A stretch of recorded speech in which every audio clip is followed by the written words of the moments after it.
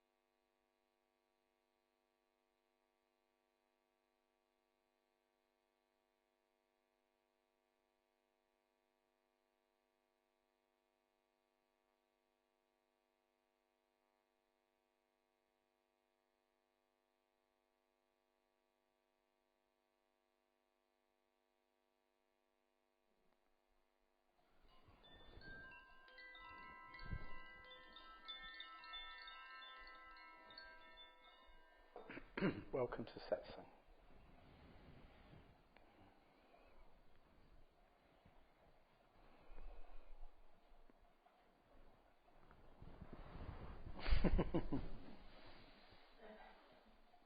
I think we should start with a few jokes.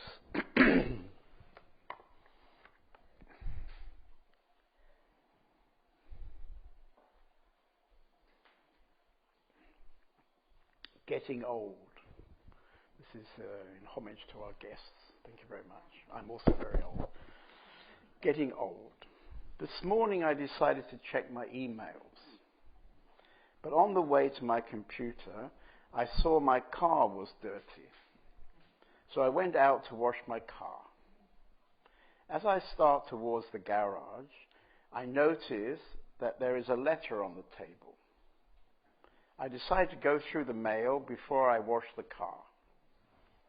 I lay my car keys down on the table and pick up the letter. It's from my daughter. I remember it's my son's birthday.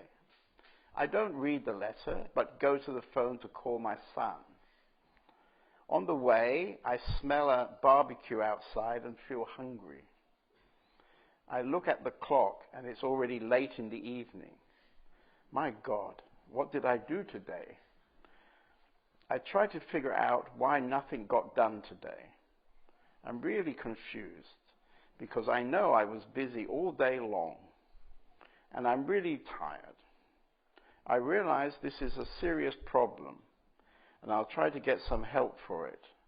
But first I think I'll check my emails.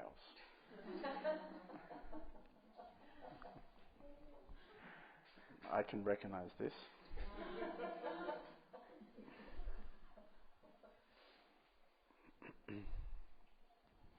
A little girl asked her mother, "How did the human race appear?" The mother answered, "God made Adam and Eve. They had children, and so was all mankind made." 2 days later, the girl asked her father the same question. The father answered, "Many years ago, there were monkeys from which the human race evolved." The confused girl returned to her mother and said, "Mom, how is it possible that you told me the human race was created by God, and Dad said they developed from monkeys?" The mother answered, "Well, dear, it's very simple. I told you about my side of the family, and your father told you about his side."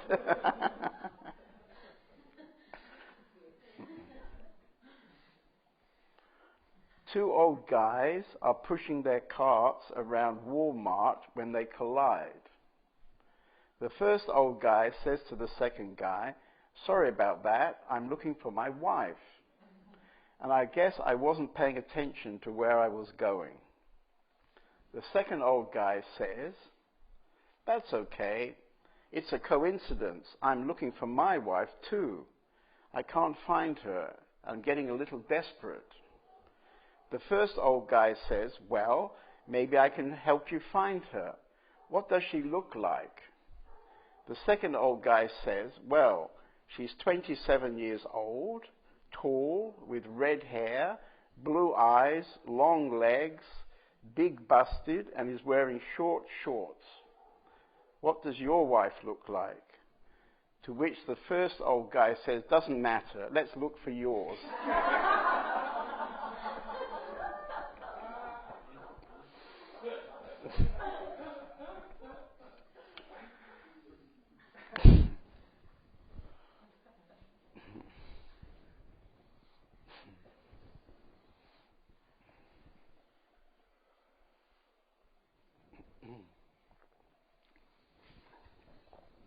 So we're very fortunate tonight because we have a wonderful guest all the way from India.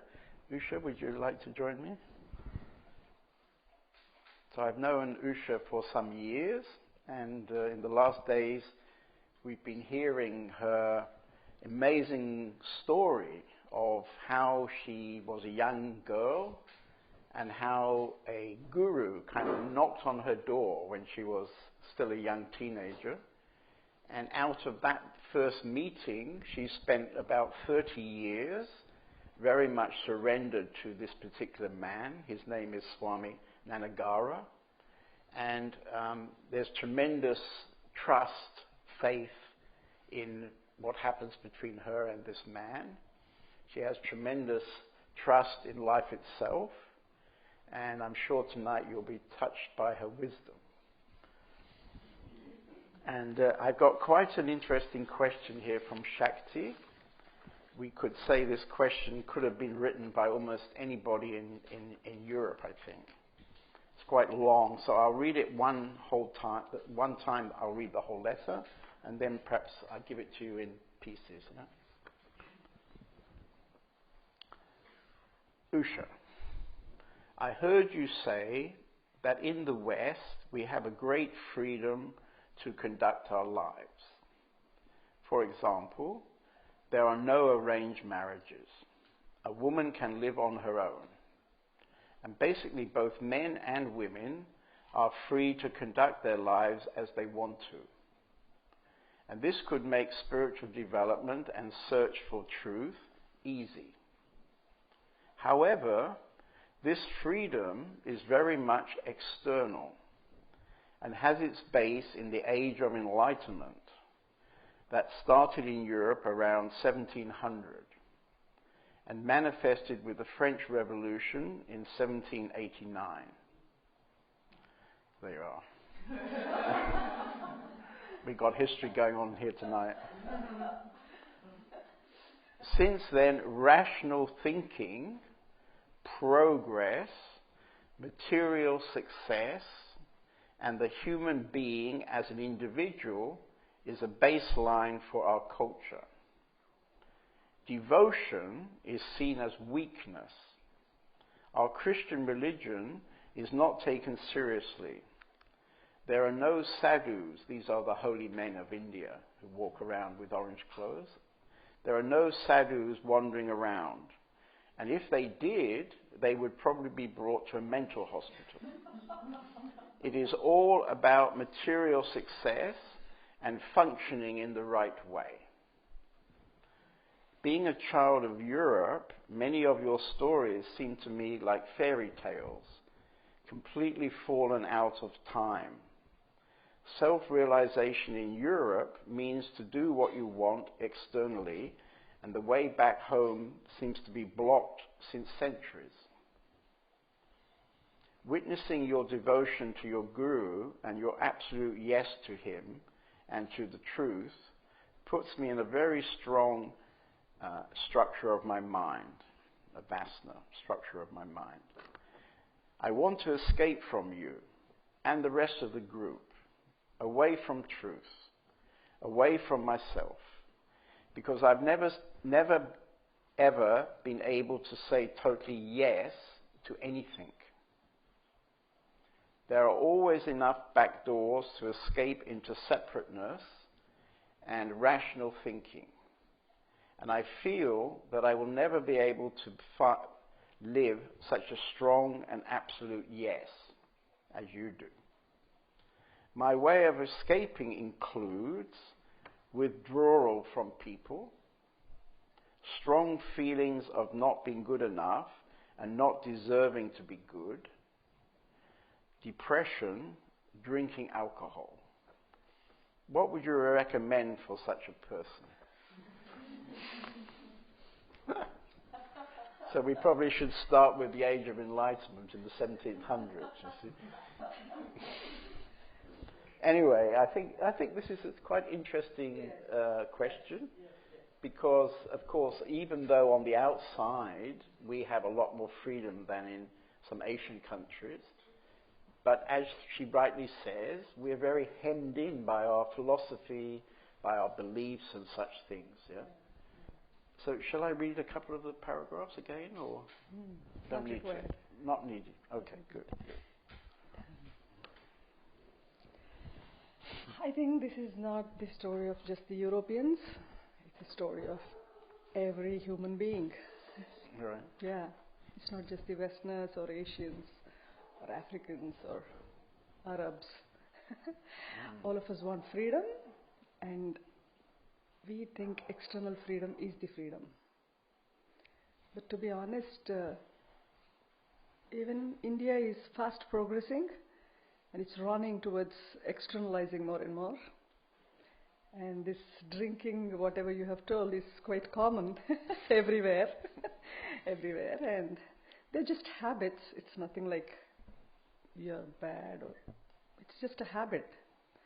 Like I'm habituated to eating a particular breakfast daily morning and I would be missing it if it isn't there the next day.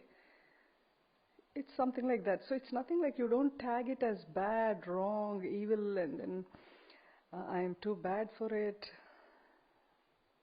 I think all of us are with ego, and then ego itself is bad. So there's nothing like good, bad. It's all in the ego. In the truth, there is nothing like good and bad, and that is you. That is you. Yeah, running away from truth.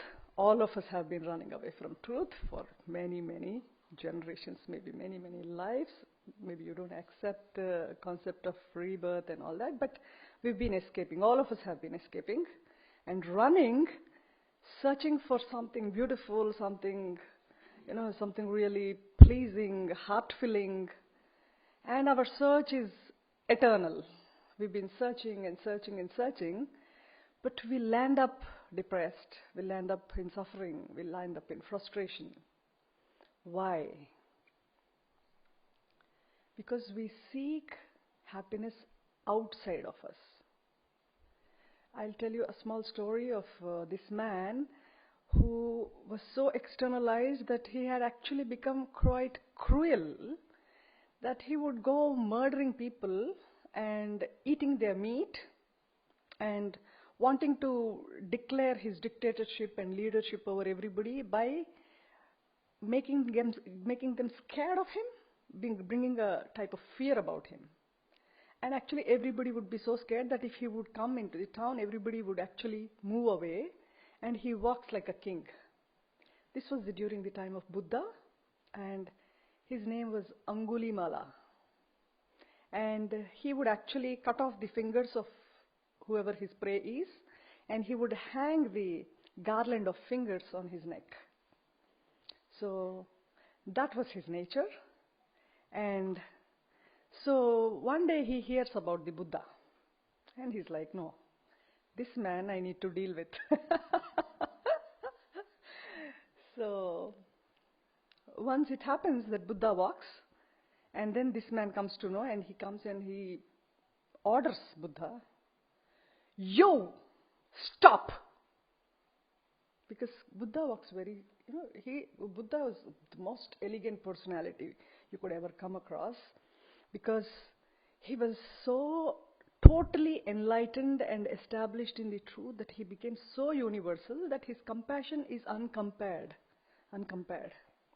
And there's a saying that by looking at the face of Buddha, just by looking at the face of Buddha, 400 to 500 people were enlightened within an instant. He was that holy. So this Angulimala says, stop, I do not want you to move. So Buddha stops, but he doesn't move. And then he looks, and what Angulimala felt was Buddha would be really scared. So he would start moving towards Buddha, and Buddha remains unmoved, a pleasant and a smiling face. And then again Buddha starts walking after a while, and he says, stop! And the Buddha says, it's very long since I have stopped. It is you that should stop. It's very, very long since I have stopped. It's you that has to stop. And this word was enough. Angulimala stopped. He stopped, and instantly he had this withdrawal of the mind into his heart, and he had a glimpse of this truth, and he felt it was also beautiful, and it was not him anymore. There was an instant transformation from what he thought he was to something which he actually was. So we need not think that we are too bad for truth. Nobody is bad for truth because that is you. How can you be bad for yourself? So it's just that we started seeking for happiness outside of us, and the more and more we went outside, externalizing ourselves, we became prey to many, many things which we are unable to, get back to, and actually we do not know where to get back to. So here, what the truth is all of us have originated from a truth within our hearts. The universal consciousness or the universal truth is one and the same. It is the one everywhere. It is the one in all of our hearts, in all the living beings, not just the human race, all the living beings. We are a part of this universal consciousness. It's like now there is ocean. Okay, ocean has waves, ocean has bubbles. The bubbles come and go, but they're ultimately again water, right? Similarly, suppose I wear these gold ornaments. We have a lot of it in India. So we have different designs of gold and all these earrings and the different types of bangles and all that. We make ornaments out of gold. We make different designs of gold. But if you melt it again, it's gold. The ornament might look different. The designs might look different. But when it comes to the substance, it's the same gold. Or you can take the example of mud pot. Suppose you make mud pots, you make utensils out of mud. So the utensil will look different, but the consistency, the mud is the same. The substance is the same.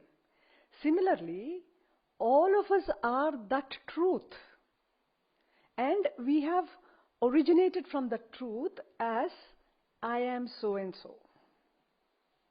So first thing that happened to us, we started identifying with the body. And once we started identifying with the body, the sin began. The sin began because we have escaped from home. It's nothing like we are escaping now. We have escaped long back. And we've been escaping to different places trying to find something nice. But there's nothing really nice. Because it's like we are running after a mirage, which actually does not exist. Mirage appears like, oh, there's something shining in water and beautiful. Let me go drink it. You run to it. There's no water there. Then again you see another mirage. Because once you go closer, you know that it does not exist. Then again somewhere else it appears. So you run to that. Again you see there's nothing there. So we've been searching and searching and searching. And we do get tired of searching. We do not get what we want. And we end up in habits. Because some means of keeping ourselves occupied, keeping ourselves entertained, keeping ourselves maybe we do not want to look inside anymore because it's scary. Because we have knotted, like suppose we have a few ropes and we were playing with it and we knotted it all in such a way that we cannot, disentangle them anymore. Here is where devotion plays a very important role. All of us are messed up. It's not one or two. All of us are messed up. And we cannot come out of this. But how do we come out of this? The truth is universal. We name it God, or people name it Allah, people name it Christ, or people name it Buddha, people name it anything. And the biggest mess is fighting in the name of religion. So the mess you are in is nothing when compared to the mess you are in fighting for which religion is better than the other. And which God is better than the other. There's nothing like that. That's another illusion. Because God is one, when He is universally present, how do you say this is so-and-so, this is so-and-so? We are tagging God to be something what we fancy it to be. It's a fancy. So everything is a fancy. Spirituality is also a fancy these days. It's a fancy. So it's like you really do not know what to trust. Because in the name of spirituality also people do so many things which are not really healthy. So where does this truth arise from? And how do we get there? The only way, as far as I know and I have experienced, is an unflinching faith in that universal truth, which is the father, the mother, or any relation we could ever have. Because before the body was given birth to by father and mother, but the soul has come from God. The body has come from your parents. You can run away from your parents. You can run away from your siblings. You can run away from your spouse. You can run away from your children. But you cannot run away from your source. And your source is within you. He's not somewhere outside watching you from heaven somewhere. Probably Christ, after he left his body, he has an astral body somewhere, and from there, from the clouds or the sky, he's looking at you from somewhere. Or the Buddha, after he left his body, he's somewhere in some other world watching you from there. No. He is ever present within all our hearts, and he is actually running us according to the law of karma and our destiny, the body destiny. The destiny comes from our own making. We have made a choice in life. We made our choices. So today our choices are killing us because we didn't know what the right choice was.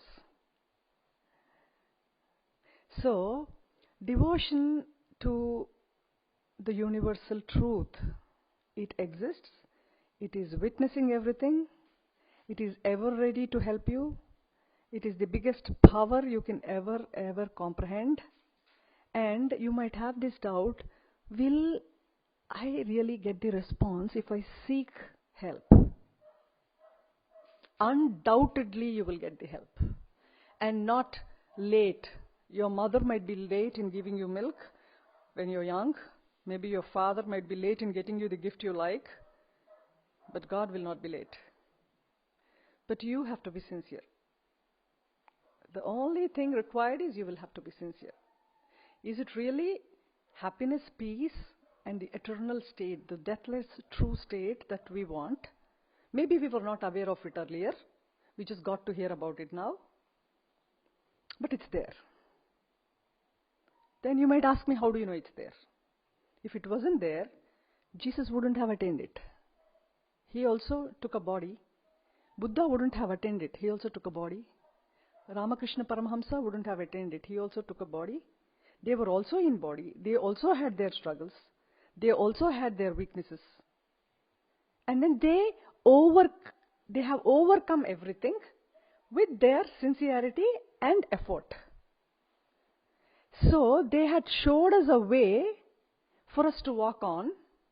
So it's a choice that we want to walk back and get back home, or we want to still wander and think we feel good about it.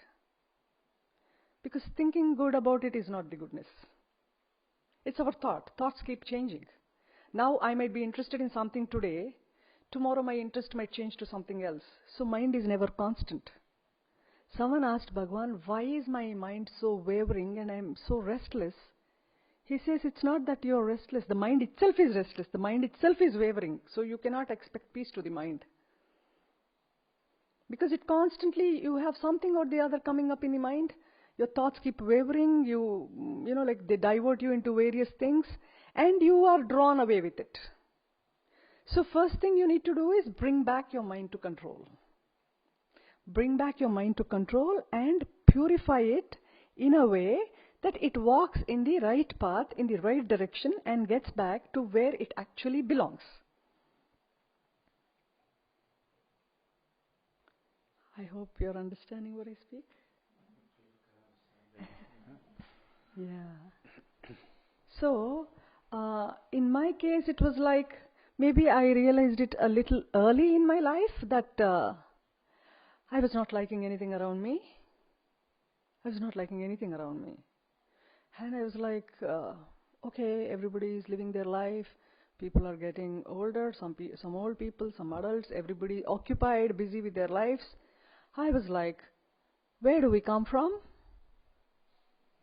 And where do we go? So the body comes, we live for a certain period of time, and the body dies. So where was I before the body has come into existence, and where am I after the body goes? And some people say it's only one life, and some people say there are incarnations. Some people say we have accumulated a lot of things in many lives. So it's all very confusing. So I was like, no, I need an answer to this. Because I can't be living like everybody else, busily occupied with my life, not knowing what is going to happen to me after my death. And did I exist before the body came? Because I am so existent now. I am so existent. I am so alive. I'm so full of life. I'm an independent individual who exists. So where was I before that body arrived? And where would I be after the body died? Do I still exist? Or with one life, the body dies, the being that I think I am existing also dies? And if at all it is this, that everything dies, your soul dies, your body dies, is it nothingness at all? So all the people die, and what is remaining is nothingness? Is it darkness? Is it light? Is it nothing? So what is it? And what about all others? We live a short span of time, all of you die, and where do you go? So these questions were like, and what actually is the truth? What is this drama about? What's this drama going on? It exists for some time and it's gone. The theater, you watch the movie is over in 1.5 hours or 3 hours, and the movie does not exist, and it's just played. So is it just a play that's happening, but the characters do live in real life? And where do we go? So these questions kept me so disturbed, so confused, that my parents were quite spiritual. They were doing all these religious activities daily in the morning, worshipping to the God, doing their duty, taking care of parents, taking care of children. They were leading a good life. But that was not the truth. So in my search for truth, I cried for days together. Then I would actually go to school, be good with my friends, play around with them, would be hilarious fun, have lot of fun with my friends and all that. But again, there would be this silence when I was like, no, this is not what it is. There is something which I need to know. There is something beyond all this which I need to know, but I do not know how to know. Then, in these moments of silence, when I contemplate what is life, I would sit watching nature, I would sit watching the sky for maybe, unlimited time. I wouldn't have a calculation of the time of what I was doing. I would watch the sky for a very long time, and I realize that maybe this is God, because I don't see anything inside of me. It's a vastness which I see in the sky. So it's like, is this vastness God, or is this vastness true? Then if its vastness is true, what is the body doing? So am I the vastness, or am I the silence? Then I have this sudden love towards everybody. Sudden unconditional love towards everybody. I just want to go hug everyone, and then I want everybody to be happy. And is this feeling God? So, I was experimenting on, could this be truth? Could this be truth? Could this be what I'm seeking for? And if at all there is God or anything, will God reveal to me what he or she is? We do not know if it's a he or a she. It's a human form, or is it formless? So, in this search, I have realized I had these episodes of tremendous experiences of such beauty, love and freedom within myself. And then I did not know how to express it to people, and maybe I felt they wouldn't understand. So I would just keep to myself and pray constantly to the unknown God, please help me realize. Please help me know what you are. Please help me understand what this life is about. And then slowly my parents would take me to all these sadhus, which was mentioned in this letter. All sadhus are not true sadhus. So these sadhus, they would have experimented also with some life and with some spirituality and then some religious worships, and people start coming to them, and it also makes them feel good. And yeah, there are some who are intense seekers and who've gone to masters before, and then they've been guided to do some penance. And they would, all they would tell you is, do some chanting, do some worship, go to temple, do abhishekam, or you, before going to sleep, you will not have bad dreams, you chant this mantra. Morning you chant this mantra, it will keep you happy internally. So it was all about keeping you happy. But that's not the truth. So I'm like, I'm not happy with anything. I'm not happy with what the sadhus are talking. I'm not happy about the guidance they're giving me. But it's like, I've been an obedient child. So I was like, maybe I should try what this fellow said. So I would actually do what they advised me to do, knowing that it's not the truth. But maybe, because he's an elderly man, he's told me something, maybe it will work. There's nothing wrong in trying. And he's not said something bad. So I tried doing it. You will not believe, everything I did was with a strong belief that maybe it will help me realize the truth. Everything I did with a very strong faith that maybe this will lead me to the truth I wanted to know. And it did lead me, because it doesn't matter who came into my life or who advised me what. The sincerity I had in my heart took me straight to my true guru. I did not accept any sadhu as my guru, because I have met many gurus before my true guru came into my life. I have met many sadhus in India. And then they would give different advices. And I was like, this one is varying from the other one, and this one is varying from the other one. So, no, these are not right. Then I tell my daddy, I'm not quite fascinated by these guys. So then there was one point of time when I would sincerely practice what they told me to do. For instance, they would ask me to chant Om Namah Shivaya 108 rounds, the mala, maybe 5 times a day. And then Ram Nam is very good for the mind, because it will keep you away from fear. And it was a story of Gandhi, that he was given Ram Nam when he was 8-year-old, because he had a lot of fear. He had fear for darkness. He had fear to be alone. And then one of his servants advises him, you don't have to fear anything. You just recite Ram Nam daily, and then slowly your fear will go away. And he chanted Ram Nam all his life, and he came out of all fears, including the fear of death, because today politicians have a lot of convoy behind and before them. If they have to go out, Gandhi walked with his towel. And he fought the British with non-violence. Where did the strength come from? A single man, a puny man, a thin puny man with a towel. He never feared anything in life. He was a very fearful child.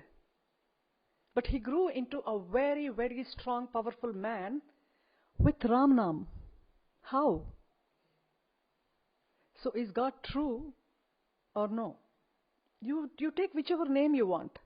God is true. He will respond to any name. You need not think Shiva is greater than Ram, Ram is greater than Shiva, or Jesus is greater than Ram, or Ram is greater than Shiva. No.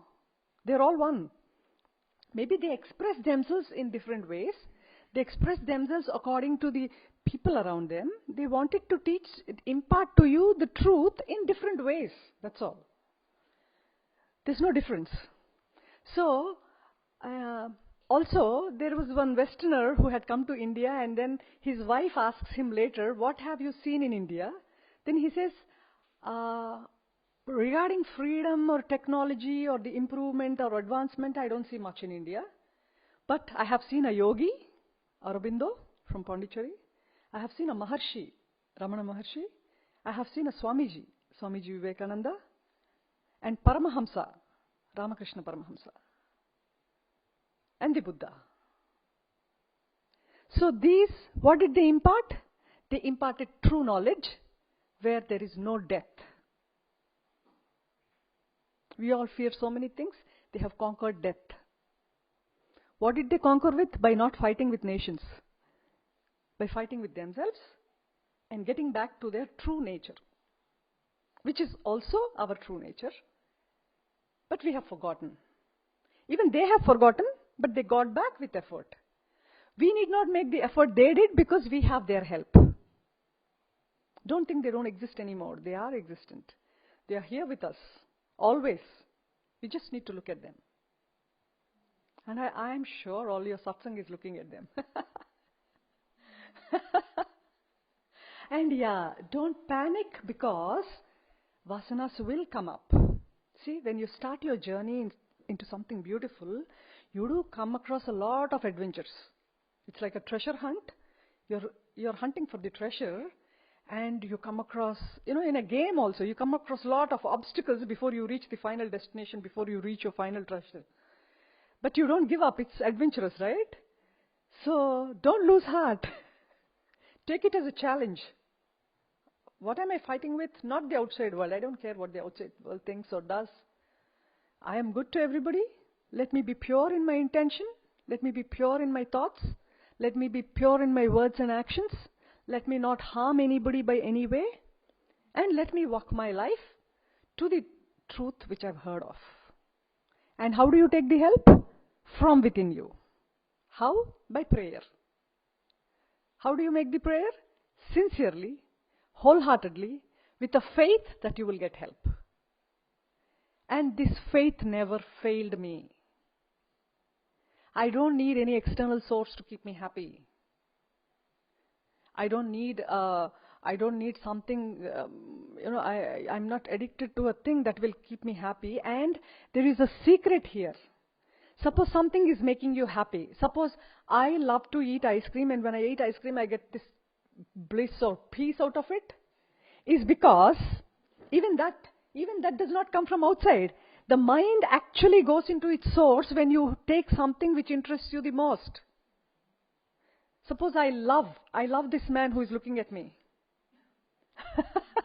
So the love comes and I feel a joy. The joy is not coming from me looking at him. My mind has dropped into the source and there is a spring of happiness. So even from externally, whatever is bringing you joy is not the object outside you. When you see something that actually you love or which interests you, your mind takes a sudden dip in this nectar inside. And then you feel the sweetness. So we know the sweetness, we know the happiness because it's our very true nature. So we always go for things which interest us because we feel that is the thing that gives us joy. But it's not the thing that gives us joy, it's our own bliss inside that gives us joy. So here the total thing what to do is to be independent in your happiness, not depending on the external things for it. Because depending on the external things might bring joy from within, but it is not the joy of the true yourself. It's from the objects that had been created which are not true. And you might think, what is this truth that this female is talking about? It's all like dramatic in cinema. It was dramatic to me too, because when I met my guru, even I didn't know. I was looking at him as if he was any other old man, maybe wise man, because everybody said he was a guru. And then when I meet him, he talks like any other normal individual. He just asks me which school I belong to, where did I do my education, what did I do all my life, did I do some meditation, or did I chant something, or did I believe in God or not? All simple, I shouldn't say stupid questions. And after he left, I was like, these people said he's a guru and he's a divine man, and then I don't find anything divine about this. He just asked me a few questions and he didn't tell me anything about the truth. And he was a gentleman, he was sweet, he was actually very loving. But yeah, you do find people like that. So what's special about it? But before I met him the second time, because I was again crying, because I was already 16, and I didn't find the source. And I cried and cried and cried, and I'm like, no, this is getting late, you need to do something about this, please. And whom am I asking? Something abstract. Not any person, not my parents. I locked my door, because I knew nobody could help. And I'm like, oh please, if you exist, please, show me what you are. And you just can't, get away with this. just letting me cry like this because God is supposed to be something beautiful and be answering. You just can't, let this, I've been crying for you from when I was a child. And then you can't be so merciless. I was told you're quite merciful. And then I go to sleep. I am not actually sleeping. I have this beautiful gush of energy and love, like a storm from my heart. And then everything around me dissolves. And then everything appears like a dream. Everything appears like a dream, but I am the bliss, happiness, and the pure love and energy, so full of energy. And it's such a beautiful state, where the bodies don't exist, where the world does not exist. And maybe this hell, heaven, everything is just an illusion. It's just mirage. And what is so totally beautiful and so full of love. So, and then tears start flowing from my eyes, but I can see it as I'm seeing you. See, suppose you're crying. I see you crying. It's like, oh, this body is crying. This body is crying because there's a blissful state it has experienced. So I was witnessing even my body. It was no more my body. I was witnessing it like any other body. Maybe this is what is truth. Maybe this is what is God. So it's not this world, this body, and all this is just a dream and a mirage, and you are actually that whole, complete love and blissful state. So this lasts for some time, and I am in ecstasy. And then again I'm back to my body, and then I can feel it. I'm like, I can see my father, I can see my mother. Oh, no, this is not me. I want to get back there. But it doesn't come to me again. It lasted for maybe some time, maybe 5 to 10 minutes. There was no time in it. There's no time in truth. Time is to the mind. Distance is to the mind. Space is to the mind. So then I wake up and I'm like, no, I want it. I want this state which is so totally blissful, independently blissful. It's not dependent on anybody. It's not dependent on anything. It's not dependent on an ice cream. So I'm like, no, how do I get it? It's come, it's gone. I need it back. Then I wake up and then I walk to have some water from the fridge. I go to the fridge and I see these audio tapes of the Guruji, which my sister had left the day before, and which I didn't notice. And I look at it and I was like, okay, this old man, he came some time ago. Let me check what he's talking about. So I put the tape, and then he says, all the queries answered. You are not the body. You are not the mind. You are not the intellect. You are not what you are identifying with. God is nothing but all-pervasive, residing within all hearts, which is you. And you are in this body to realize this truth, the God within you. The kingdom of heaven is within you. Be still and know that you are God. And I am that I am, which Jesus has, quoted. I am that I am. He didn't say I'm so and so, I'm so and so, I'm so and so. I am that I am. What is that I am? You are. You are that being. You are the universal being. It's the being, again by saying being, it's a limited thing. It's an unlimited thing. So it's not something you can actually express in words, or which you can not comprehend with the mind, because it's beyond both of these. So now I'm like, oh, this is beautiful. Yeah, it's true. What he's saying is true, because it's my experience also that it is within me, and it is an unlimited thing. It's full of love, bliss, happiness, and that's the only truth. Yes, I did experience this. So now, how does it become permanent? Like, I need to be there, but I'm again the body. I go to school. I talk to my parents. I see you different from me. But in that state, there was no difference. Everything is me. I don't see you different from me or you different from me. We are all one. It's just the bodies are different. It's like the gold is the same. Ornaments are different. It's water, the same. The bubbles look different. So I have experienced the core, the substance which actually is.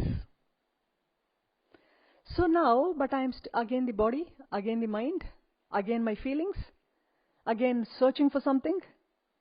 Then I ask, the Guruji comes, because my sister says he comes in 3 days. I go to him and I ask him. I look at him and he's all smiles because he knows I have already experienced it. Because there's nothing he does not know. So I went, I sit in front of him and he's like, tell me, what did you experience?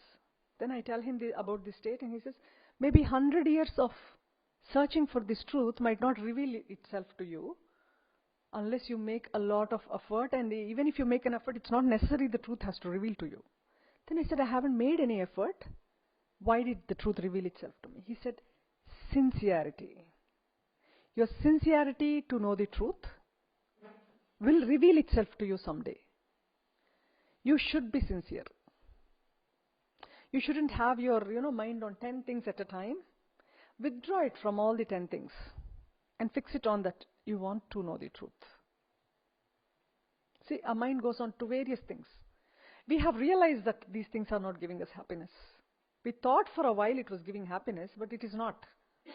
I think it's all of our experience that true happiness does not exist anywhere, and we are getting painful. So, then I ask him, then he looks at me, he says, I ask him, how does this happen? He said, one is sincerity, and your effort to know it was unwavering. You did not waver in the desire to know the truth. See, all of us have so many desires in life. So if you could let go of all the desires and target the truth, it will not fail you. Others might fail. Other desires might fail you, but truth will not fail you. And then comes the real journey. The real journey with the Master is the most wondrous one you can ever hear of. As said in this paper, it was all like a fairy tale. And how did it happen? Your unwavering faith that it will not fail you. God never fails you. Even Jesus, when he was on the cross, he asked Father, Father, you have forgotten me. Because how could the child of Father be so humiliated for being holy, crucified? And then that moment when he says, Father, you have forgotten me, the truth revealed. And he said, me and my Father are one. He got this experience of oneness in him, and he was not different from his Father anymore, and he did not see the body anymore. The body was in intense pain. When he said, Father, have you forgotten me? That moment, the truth revealed itself to him. And then he instantly said, me and my Father are one. So we and the Creator are one. But we do not know. Knowing and not knowing is the only difference. Knowing it and not knowing it is only difference. So let's dissolve this difference. And how do we do it? It's not a competition that you go competition and then fight it out. It's giving up. Its easiest thing is to give up. Rather than fight with yourself, fight with the ego, fight with these thoughts. Don't mess up. Just drop it, because there is somebody who really cares for you. Who really, really cares for you. Maybe I appear to care for you. My mom appears to care for me. Maybe they give me the best of clothes. They give me the best of food. Maybe if I'm not well, they take care of me. But they cannot take me to a deathless state, because they do not know what it is. And there is some amount of selfishness in our relationships. But the relationship with God is so beautiful that He does not expect anything from you. He gives what he has to give you without any expectation from your side. All we need to do is an effort to know him. See, if you're not interested in knowing him, he's not going to force you, you know me. No. You just need to be receptive and be sincere in your prayer. Please reveal yourself to me and see the wonders happening. And if you want to know a few of the wonders that happened, I would like to share. We have another question for you. Shall I ask you the other question? Oh, yes. Okay. So this is from Damani, who's operating the camera. Yeah. Many things changed over the last years for me, but still there is a strong control mechanism inside me. This brings pain and sadness, as I feel I'm not able to let it go easily. Do you have an advice how to get rid of control? Can you repeat it? Yes. Yeah. Many things changed over the last years. Yes. She's living in our community since 4 or 5 years, and she's gone from somebody who perhaps didn't have much idea of spiritual things, and she's been looking a lot inside for 4 or 5 years, very sincerely, and she's heard a few things I told her, which she's acted on. And every day, you know, in our community we have yoga, meditation, and self-awareness. So she's been very sincerely doing all that, practicing all that. And she's saying many things change. So out of all that, things have been changing over the last years. But still, there is a strong control mechanism. And, you know, we're living in Germany, and Germany itself is a reputation of a kind of society where control is very strong. And this control brings pain and sadness, as I feel I'm not able to let it go easily. Do you have advice about getting rid of control? Yes. See, for all of us have conditioning in our own ways, and this is actually more easy than we think it is. It is. Because here you have been independent to form a conditioning on your own. In some of the countries in the East, we are controlled by the outside. So it's like, whatever it is, the control from inside or outside, we are all, you know, like, we have caused a defense mechanism for ourselves to actually live happily, so we thought. So whatever is troubling, we've caused a defense mechanism in our own way. What would be the best defense mechanism to me, I would form that. What is best defense mechanism? Maybe I portray anger, it's the best defense, so people don't come near me. I can be by myself. So there are so many people with so many conditions. Some portray anger, some portray hatred, some portray timidity, and everything is actually conditioning. All of us are conditioned. So in this conditioning, we live our life, and then we actually accumulate more and more and more and more. How we break this is realizing it's not true. First thing we have to realize is it's not true. Because it's nothing but a thought entertained again and again. It's nothing but thoughts. Just think about it. Leave the body aside, because body is gross and it has nothing to say. If body has existence, as Guru says, no body would go to burial ground. Go to the burial ground. Burial ground. Because see, when the body dies, the body does not say, I am dead. Even now the body is not saying, I am alive. So it is a gross inherent thing which has no life. Life is from the inner soul. The soul departs from the body is dead, right? The body doesn't say, don't take me to the burial ground. So, my Guruji says, if you were really the body never goes to burial ground. Why is it dead? If you are the body, you should be there forever. The body should be there forever.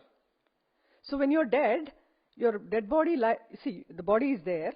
We have seen so many deaths actually, right? All of us have seen death. So the body is there. It looks like this person was alive, so much activity, and now it's just the body. Where did the person go? So It's not the body. The person was different. The body is gross. Okay? So your body has no role in life. It's your mind that is controlling the body. It's the mind that is giving the direction to the body. So your body is just an instrument for you to play the drama. So now what is playing the drama? What is telling you this and that? What is telling you happiness is here and there? It's your thoughts. For instance, like when I was in my, maybe in my teens, I would look at myself in the mirror and I would look at the image and I was like, is this me? Because, do I look like this? But then, this is not me because there is something that is inside me that is thinking, and thinking is different from the image. Right? Do you get me? See, now I look at myself in the mirror. You're looking at yourself in the mirror. You see yourself. There is a thinking process inside, and the body has nothing to do with your thinking. I am thinking that I'm sitting in a theater, or I'm thinking I'm enjoying myself with a party with my friends. The body is here. So the body has nothing to do with your thoughts. You are directing the body to do what you want to do. So let us leave the body aside. So now what are we to deal with? We are to deal with the mind. And where does the mind come from? And where does it go in your sleep? When I wake up with the thought that I am this body, so I brush my teeth, I do so and so, I do so and so, I do this, I do that, I do that. We engage ourselves in a lot of activity and then we go to sleep. So the life goes on mechanically with no goal as such. What for? Guruji keeps asking us if somebody says they're very busy. Busy what? Busy doing what? Busy to go to the burial ground? Are you all busy making your life to go to the burial ground? Or are you busy building steps to go to hell? Where? Where do you want to go? Where are you running? What do you want? It does not know what it wants because mind is a disturbance. So, the thoughts that arise, the more and more thoughts that arise, and then we look at the world and we have an opinion about the world. It is my opinion. Your opinion varies, your opinion varies, your opinion varies. We see the world based on our opinion. The world is not what we think of it to be. It's just a reflection. It's a reflection to show you that you have so and so. Suppose I feel I am timid and somebody is bullying me. If I am not timid, somebody else cannot bully me. So it's my timidity which is making somebody bully me. If I am not timid, he cannot bully me. Or I am a bullying person. Okay? I bully you because you're timid, and the bullying in me is nice, so I get pleasure out of bullying you. So it's these little pleasures which we take by making a habit, taking pleasure out of the habit, and increasing the habit, which becomes a strong tendency. And we are actually, when the tendency becomes strong, we are not actually happy with it. We want to come out of it. Because it's not giving us any happiness. It's only making us sad. So it's nothing but a mind game and a mind play all life through. All life through your mind is playing. And we don't have a control over it because we identify with it and we identify with the expression. And we have formed a strong, independent, so-called nature. And we call ourselves good, bad, or we tag ourselves something, we tag other people and things like that. And we are all in a forest now. Lost in a forest, searching for something we do not know. So, this you can never come out of thoughts, because even if you want to control your mind, it does not come under control, because we are given 5 senses, right? Sight, hearing, smell, touch. We have 5 senses, and the mind expresses it itself through the 5 senses. So if you have to withdraw your mind, you will have to bring it out of all the 5 senses. Even if you leave one sense, it goes out through that. So bring back your mind from all the 5 senses. I love to see something. So I love watching movies. I go to watch movie daily. It gives me a headache. But I'm habituated to it, so I have to see it. Now, I'm into eating some particular food which I love, so I keep eating. And one fine day, it causes me ill health, and doctor says, this is not good for you, you stop eating. I'm not happy. Because my happiness depends on this food. So we have become slaves to our mind. All of us have become slaves of our mind, and we do not know how to come out of it because it's already bossing us. It's bossing us so much, and we can't come out of it because we do not have a way to come out. Again, truth is the only way. You like it or not. You want to come back or not. If not now, you will have to come back. You must know the truth. Again, it's the words of Jesus. You must know the truth. You shall know the truth. And the truth alone shall set you free. Nothing else can set you free except the truth. Because that truth is the only state which is true happiness, which is true bliss. And that's why it's called truth. Anything that is wavering, anything that is not permanent cannot be the truth. And then it cannot be attained if it's something which is non-attainable, but it was attained by many. It's just a matter of choice. Choice and your sincerity. I maybe couldn't give up many things also. Why I am trying to tell you faith and devotion are very important is, it will give you contentment. Maybe in your journey itself will be joyful. You need not go to your destination yet. Destination is quite some time, like you need to travel quite a distance because, see, from India I have traveled to Denia.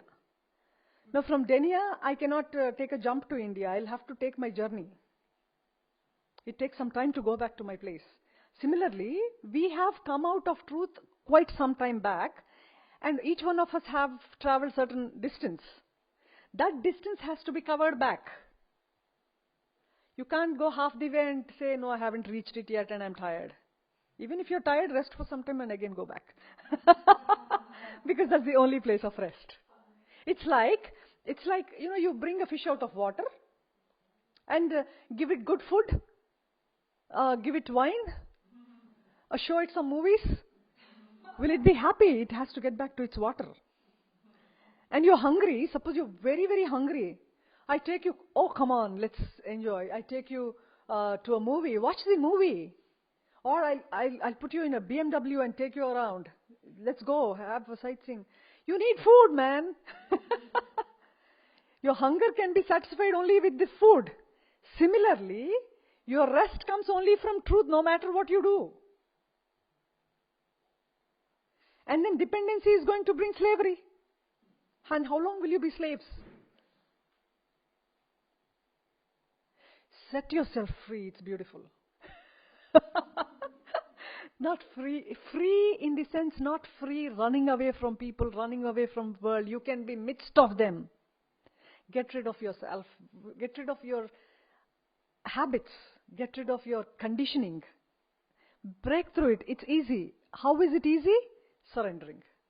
Whom to surrender? To the Almighty. Who is Almighty? He is everywhere. So, where do you pray for Him? Maybe sitting in the bathroom also. Because He's there also. You might be shitting and say, oh no, I need to take a bath and go sit near the altar and look at the God's face and then only ask Him things, only then He hears you. No. He hears you everywhere because He's everywhere. So have a communion, have a friendship with this beautiful God. He will express Himself to you. And I bet if I am coming back again, you will all come up with wonderful stories. Then I'll be wondering, oh, they have better stories than me to tell. Yeah. A spontaneous question for you. Have you got the microphone? If anybody is moved to ask a spontaneous question now, anybody interested to ask a question?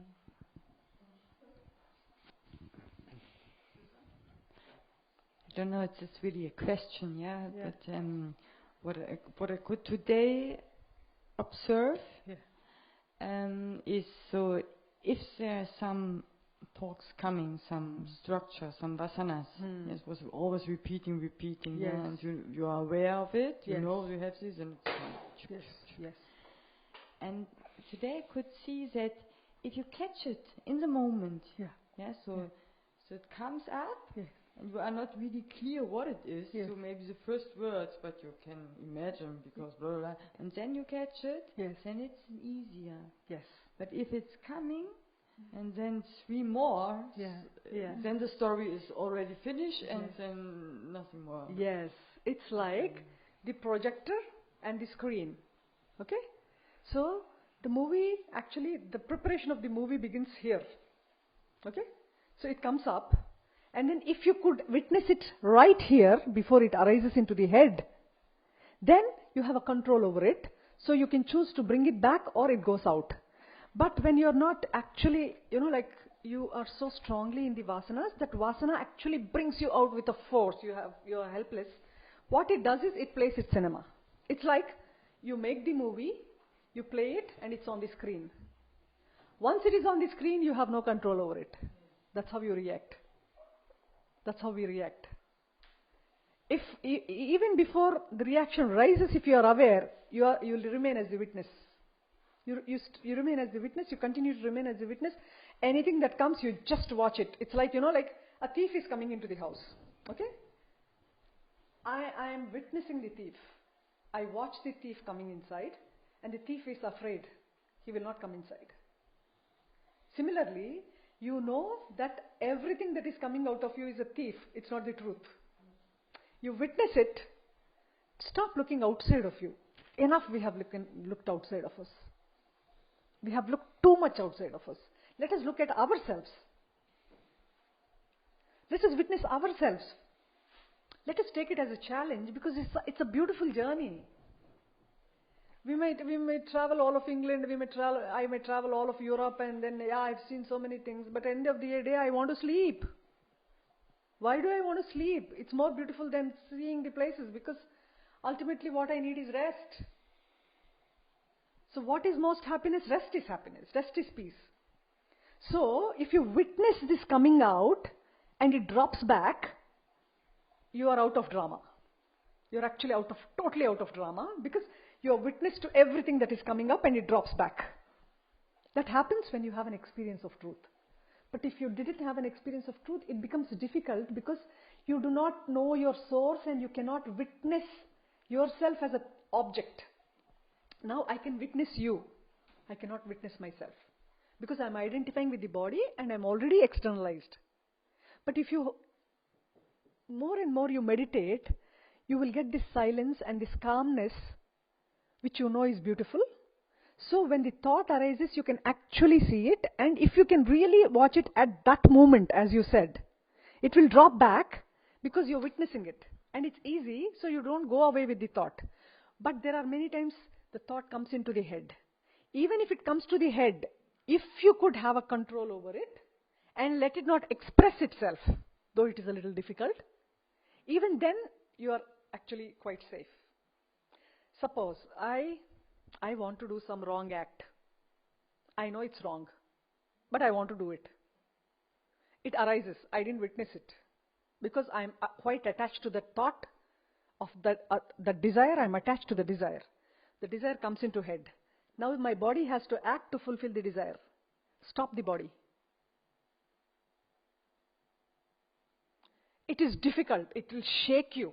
It says, no, you go. No, I'm not going. It says, go, go, go. Your happiness is there, you go. No, I'm not going. Divert your mind to something beautiful. Maybe read a good book. Maybe listen to a saint. And then withdraw it. It's hard. I don't say it's easy. Nothing is easy. Life is also not easy. Even when you're running out, it's not easy. You're being beaten everywhere. So as well get beaten to get back to the truth. There's a beauty there. There's nothing beautiful outside of you, but this tremendous beauty within you. Tremendous, tremendous. Trust me, it's tremendous beauty.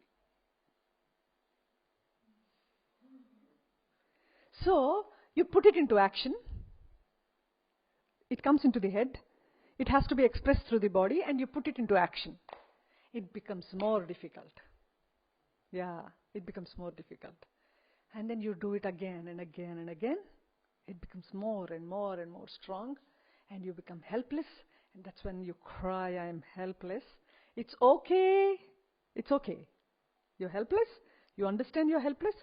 Pray. Please help me come out of this. I am helpless. Don't cry and say, no, I will escape again. It's okay. I am devastated and let me devastate it further. No, you don't need to be devastated further. You are loved as much as a saint is loved. Saint and you are not different to God. No one is different to Him because you are His part. You are very much His body. The universe is nothing but His very body. So how can He say, I don't need this appendix? Or I don't need this part of I don't need the one toe, or I don't need a toe, or I don't need a thumb. You don't say, it's okay, I can get rid of this thumb. Will you think? No. Right? Similarly, God, we are all a part of Him. How can we be something bad? It's just that the tendency and the habits made us, distanced us, that's all, nothing more. What they have done is distanced us from the beauty and the truth. We need to understand it completely, that it has distanced us from something really beautiful. So let me come back with a determination that I will fight it out, and I trust in the one who brought me here. You will go back. And it's not difficult. It appears to be difficult initially, but as you go a little ahead, you see so much. It's paradise. Paradise lost. We regain our paradise. But it's very beautiful that today you've seen this for yourself, This touches me that you've seen it for yourself. And if you continue with what you saw today, the ability to see that moment will get naturally easier and easier. It's like driving a car, in the beginning it's quite difficult. If you just persevere, it gets more easier to drive a car. So the same thing with self-awareness. In the beginning it seems impossible. How can I catch a thought? How can I catch some thoughts? But as you bring your awareness to that, you will find it gets easier and easier. Yeah. So I'm touched that you discovered that today. And the more you practice it, you get tremendous amount of strength from within. You get so much strength because, there'll be so much. That is true freedom. Freedom from your thoughts. Freedom from your habituation. Freedom from all that is nonsense is going to bring you a lot of strength and, joy, that you will be able to overcome the others easily. So always the beginning is hard, but not the journey. If you run to the railway station, you have to pay a price, you have to take the ticket is the difficult part. Once you sit in the train, you can enjoy the scenery around you. Because it's that easy. You just have to get into the right train. Right? You want to go somewhere and you catch another train is not easy. It's not the right thing to do. Yeah, as you said, it's very beautiful that you can witness it, because once you witness and you can bring it back without you letting the mind getting externalized, it cleanses it actually. To be honest, we might be thinking this is a very difficult process because we have so many thoughts, and how many thoughts do we control, and how much can we actually cleanse ourselves? You're not doing it alone, you have a support from within. Remember, you are always supported. You are never alone. For instance, I had this vision when I was doing my dental course, that I had this little fear that what if my guru leaves his body, will I be guided? Because I have become quite dependent. I have put my anchor on him, and then holding him as the support, I left everything else I could let go of everything because I held on strongly to him. And there was one stage he was not keeping well, and I was like little, disturbed that maybe I fall back into my ways and maybe I cannot make it. So maybe I will not complete this journey, and then I haven't utilized the time. Maybe I should have strived more. And then I get this vision where I go to the ashram. Guruji has already gone for rest, and I'm like, oh, he's gone to rest. I should have had a darshan of his. And then I'm walking around the hill, Arunachala hill. I'm walking on the road, and I look back to see if Nana will give me darshan, and I see Bhagwan. I see Bhagwan walking on the road with another attendant of his, with his loincloth and his kamandalam and the stick. He's walking, the tall man. I haven't seen him actually. Only in pictures we've seen him. I'm like, Bhagwan is no more in body. What is he walking here? And I'm like, one of the devotees is beside me. I tell her, look at who is walking behind us. It's Bhagwan. And she looks back. She says, I don't see anybody there. I said, are you crazy? He's so much there. She says, no, I don't see him. Then I said, okay, if you don't see him, I can't help it. And I just run back. I ran back to him, and he stopped. And he was looking at, he's a really tall man, okay? And then he was with his stick and this pot of water, it's called kamandalam.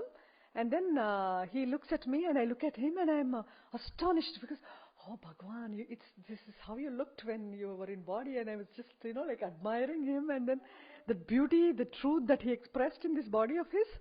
And I'm looking at him, and what he did, he put the stick he had in his hand, he put it like this, and the kamandalam, the water pot he had, he poured a little of his water from this pot into his hand, and he was looking at it, and it could drip through these gaps in between his fingers, right? So immediately I put my hand underneath his hand, and he looks at me and he says, you want to drink it?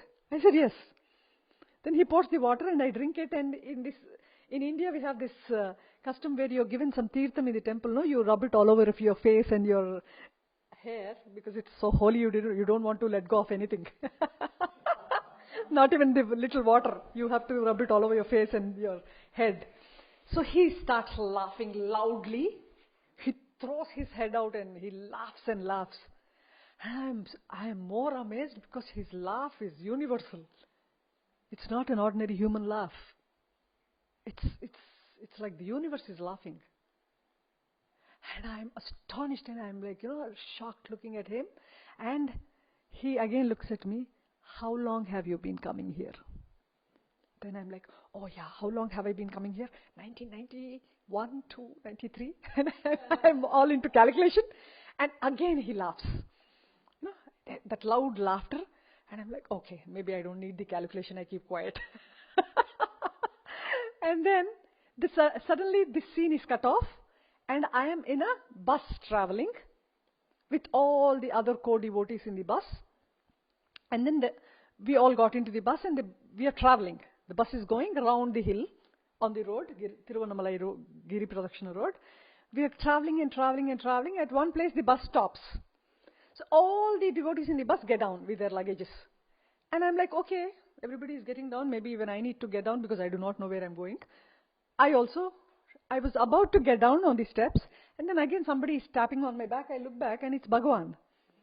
And then I look at him, and he says, where are you going? I said, all the devotees got down with their luggages. Maybe even I need to go, and I take my bag. He says, no, this is not your destination. Then I said, then why did all of them get down? He says, that's their destination. They wanted that. But my destination is truth. So how will I get down in between without reaching the truth? So he said, sit back. Then again, I take my bag. I carry it, and then I'm going to sit in my seat, safe about my bag. He says, why are you carrying this? Drop it. Because obedience is my nature. I'm an obedient child. I obey anybody and anybody. So instantly, Bhagwan said, drop it. I just drop it. He said, sit. I sat. He comes and sits beside me. We are the only two in the bus. And he says, the driver, go. So the driver drives, and me and Bhagwan in the bus, we're going on our path to Girivalam. We're going and going and going and going. There's no stop to this. I'm like, And I'm a curious child also. I need to know when we are reaching there. How long will we travel like this? Though Bhagwan is sitting beside me, I'm watching and watching. This side I see the hill. Beside me I see Bhagwan. It's so beautiful. The journey is beautiful. It's so full of love. It's so full of completeness. Actually, there's nothing I need to go to, but I'm curious. So I look at him. How long is this journey? I ask him, how long is this journey? So when are we going to reach? He says, why are you bothered? How does it matter to you when we reach? Or why does time matter to you? Just stay. And I'm like, oh, okay, fine, I stay. And I'm actually dropped everything and just be. So these are milestones to show you that you're protected. He is with you always. He's been with you always. Only thing we haven't recognized. He's with all of us. It's just the point of you recognize or not. And have you depended on Him or are you depending on the world? You're depending on whom? Your ego? Or people around you? They are also ignorant. People around you are ignorant. You can't base on your own ignorance also. So there is something beyond your ignorance. There is something beyond your intellect. Something beyond what you know. Because your knowing is so small and limited and stupid. First we need to recognize we are stupid. We need to recognize we are stupid. And we are basing on something which doesn't have a base. We are basing ourselves on something which does not have a base. It does not exist. We have given it a lot of food and gave it existence. It's like feeding a devil on daily basis, giving it a feast every day. We're feeding it with varieties of breakfast and lunch and dinner and dessert. So why does it want to leave? No, I'm sitting here. How can you get rid of me now? I'm not going anywhere. I am here. You have invited me. I didn't come on my own. You have invited me here. And how can you ask me to get out? So you are my slave. So, now who can send the devil away? We have invited. We cannot send it away. It will not move. So, God has to come. And will He come or not? He will come. Because if devil came, God also will come. So far we've invited only the devil. Now start inviting God. He will chase the devil away. You cannot chase it away. We cannot chase the devil away.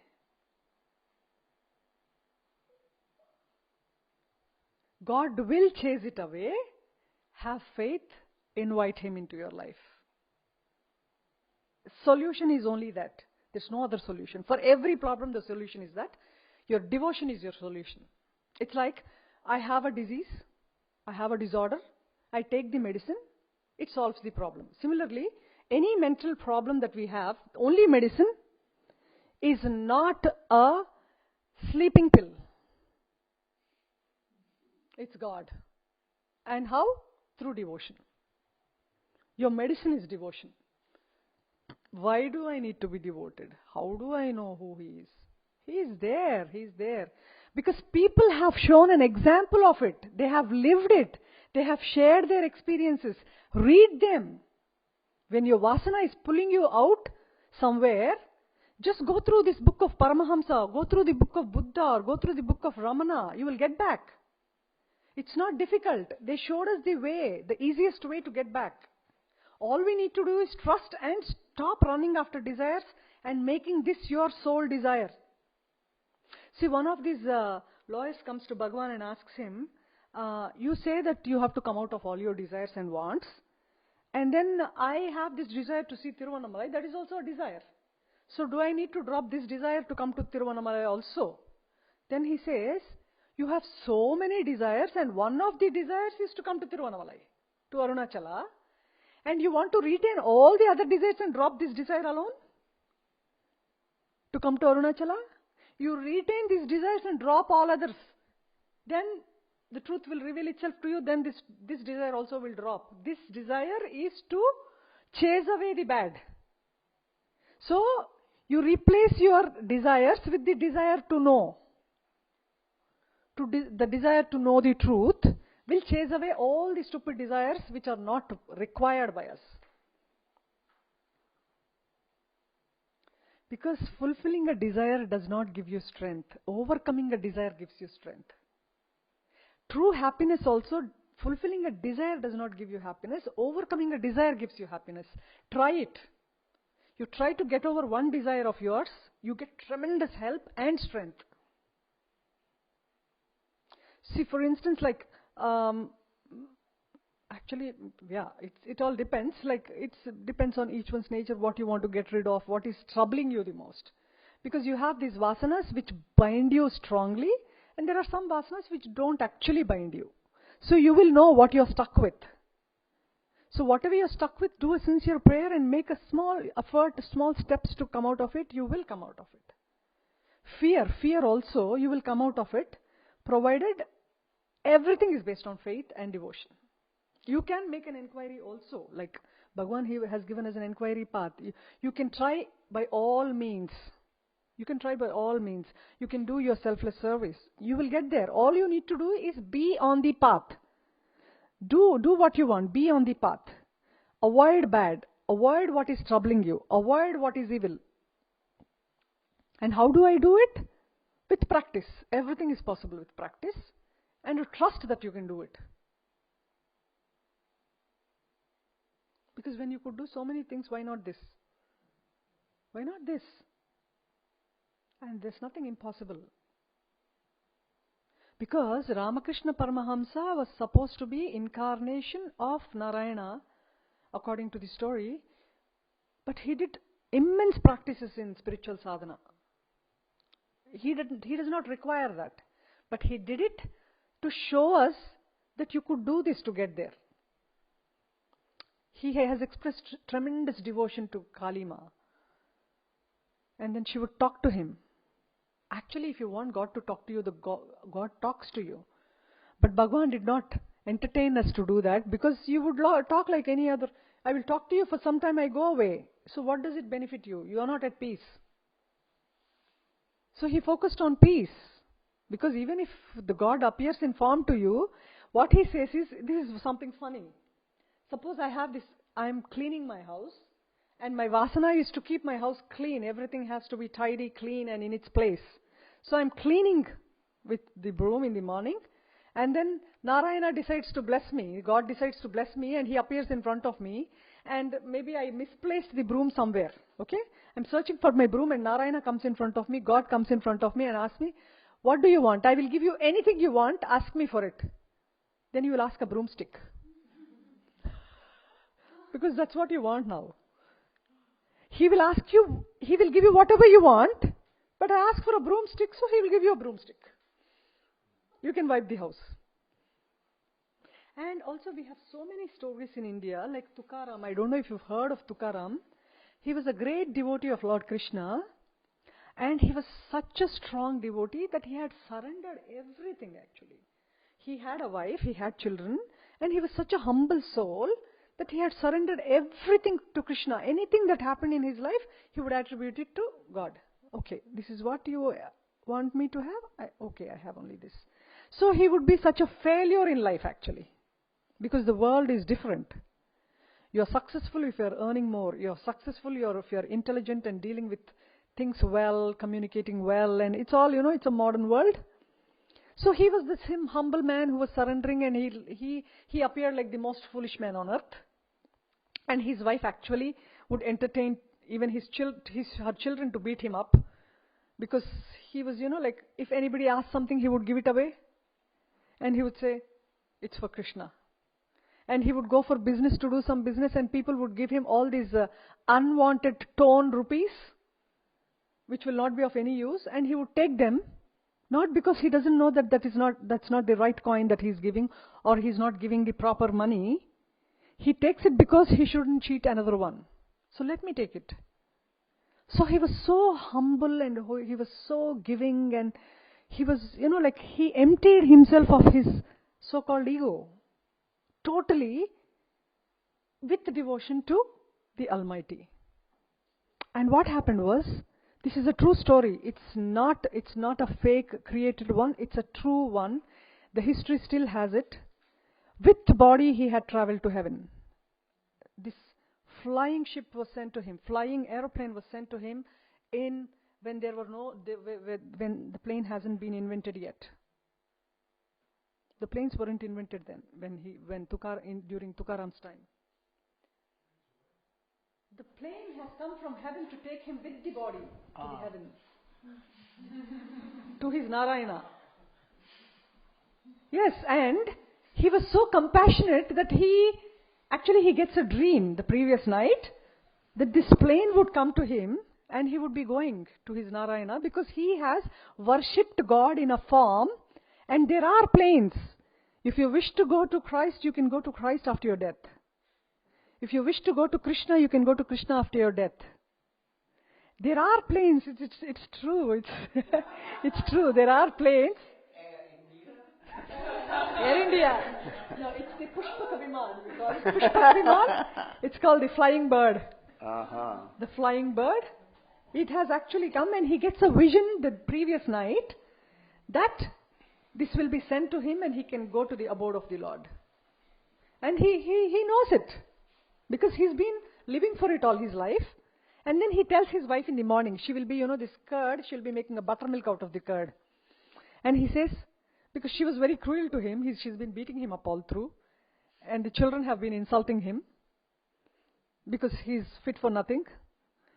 So, he tells his wife, Narayana is sending his vehicle today for me. Would you like to join me? Then she says, what nonsense are you talking? And she hasn't heard of anything like that. She hasn't heard of anything called heaven or this Narayana or whatever. She says, you're mad always. And she says, anyway, I have work. I can't come anywhere with you. So he takes it seriously only because he's so genuine and he's so innocent in his faith. Then he sings these songs which he's been singing all through. And he walks, and the whole village walks with him. He goes to this place where he's supposed to go in his vision, and it comes from the skies. He gets into it, and with body he goes to the abode. Yeah, with form he goes. There are so many stories like this in India which happened. They are not fairy tales. They are not fairy tales. And all of you have visited Tiruvannamalai, right? And there are these 4 Saivite saints, the ardent devotees of Lord Shiva. One of them is Manikyavachakar, who belonged to Chidambaram. Chidambaram is the place I studied my dental. I did my degree there. There's a university called Annamalai University. And Lord Nataraja, you were singing the bhajan, the kirtan of Nataraja the other day, the cosmic dancer. The temple of Nataraja is in Chidambaram. Chidambaram is the place I did my dental studies. And one of the 4 saints was Manikyavachakar, who was quite devoted to Lord Shiva, and he's written a lot of, maybe thousands of hymns in the praise of Lord Shiva. And he was a very beautiful devotee of the Lord. And he grows old. Actually, he would have recited all these instantly, spontaneously, not with some thinking or calculation or reading books here and there. No. The spontaneous devotion has brought the beautiful hymns of glory of Lord that he recites them. He does not write them, he recites them. He watches the hill, recites them. He watches Nataraja, he recites them. It's all spontaneous beauty. And the hymns in Tamil are extremely beautiful. And when you read them, it brings a joy in your heart too. When you chant, it brings a lot of joy. The chanting that you do every morning. It's so beautiful, isn't it? Yeah, there's so much enjoyment in it. So, have enjoyment in a positive way. You enjoy everything. I enjoy my life tremendously. I don't depend on outside of me for happiness, but I enjoy life. It's a true enjoyment. Because the joy springs within you and you're a joy for others. So it's like nobody can, make you jealous. You might be the most beautiful person. I appreciate it. Because you're beautiful and you have a divine virtue. You're so beautiful. I appreciate it. So by appreciating it, I grasp it. I appreciate your beauty, I take a part of it. I appreciate your goodness, I take a part of it. But if I'm jealous of it, I'm taking the negativity. I'm making myself more and more negative. So you thrive in the goodness, thrive in the divine qualities, develop them, you educate yourself, you evolve, and you become a beauty. You're all, actually, the Spanish people are really beautiful. I'd say from the time I landed, I've been seeing everybody so beautiful. And if you could only develop this, all of you are beautiful. All of us are beautiful, but all of us have our conditioning also. If you could let go of it and if you could evolve, the beauty from within also reflects your angels on earth. We are angels on earth. We chose to invite the devil, that's all. We can chase it away. Actually, I'm getting a vision, Oh, yeah? Yeah. Tomorrow, is there a plane coming? We'll all go. Well, actually, the plane's coming right now, and it's saying that it wants to take me for dinner. So not to God yet, but just a trial, So this plane is coming as a kind of trial, and we'll see if it takes me to dinner, and then after that, next time, maybe, the big trip will happen. So anyway, I really like to thank you, Usha, because you told some spectacular stories which my mind absolutely refuses to believe, which I'm sure is very good. It's good for my mind to be challenged. No, let me finish the story of Manikya Vachika. Because I cannot. You believe it or not, I cannot leave it halfway through. Your dinner can wait. Maybe tomorrow, No, I just finish it. It's just 2 minutes. Oh. Actually, you said that already before. So this Manikya Vachakar, when he gets old and he cannot, actually his vision also has diminished a little, and he would be lying down in his couch when he would be instructed to write all the hymns by Lord Shiva. He says, write it all down. And he says, I'm too old. I don't even have a proper vision. I cannot do it, please. Then he says, you start doing it. And he starts writing it. And the episode closes. Let me not open the suspense. Morning, they open the doors of the temple, right? Around 5 o'clock or 6 o'clock in the morning, they open the doors. When they open the doors, they see these.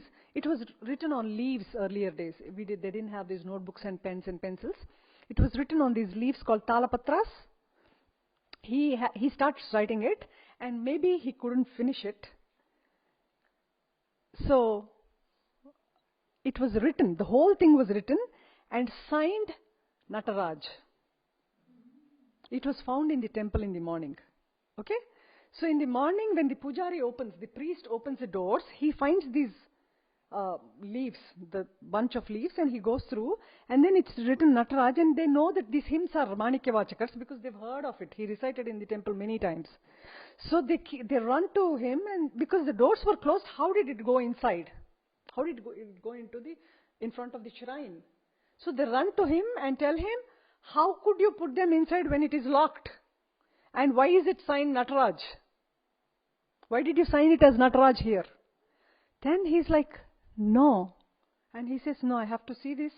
He walks, he actually runs to see what it is. He runs into the temple and sees it, and it would be what he has written till almost the end. And in the end, it's not him. The Lord finishes it and signs his name. Seeing that, he actually gets this oneness. With the body, he disappears. He disappears into the Lord. There's no dead body. Good. Yeah. Is that the end? Is that really the end of the story? It is. Really? It is true. The end? It is the end. Oh, amazing. I never thought we'd get to the end. Now we got to the end. Good. So there's no body to be burnt or buried. Or even to be fed, probably. Yeah. You don't need any food. He doesn't need dinner anymore. No.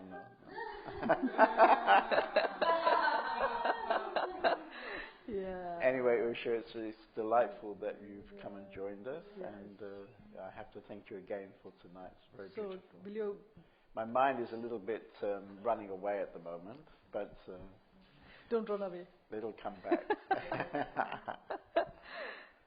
I think it's very good for us European people actually to be confronted by stories our minds can't accept. You know? No, it's not Europeans. No? Nobody can accept it actually. Nobody can accept this because it's not their experience. Yeah.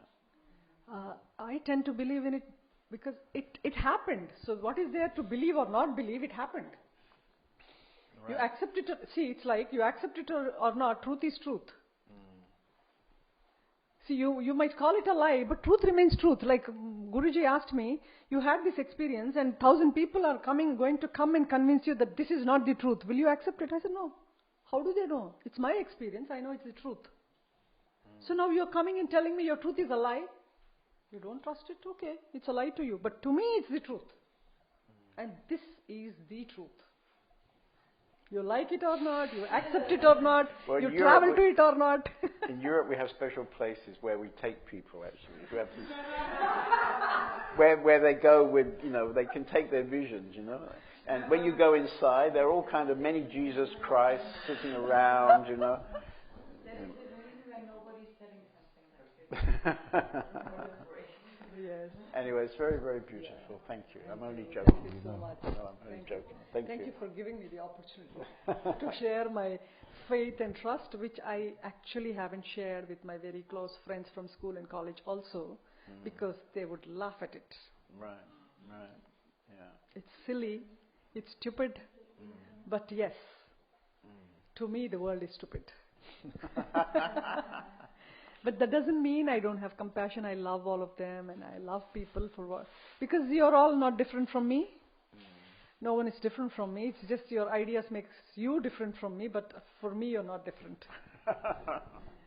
Yeah, because all of us are love. All of us are love and all of us are truth. It's just that we have developed different branches. Did she start again? So better run away from here. Bring the emergency department. Yeah. Thank you. Thank you.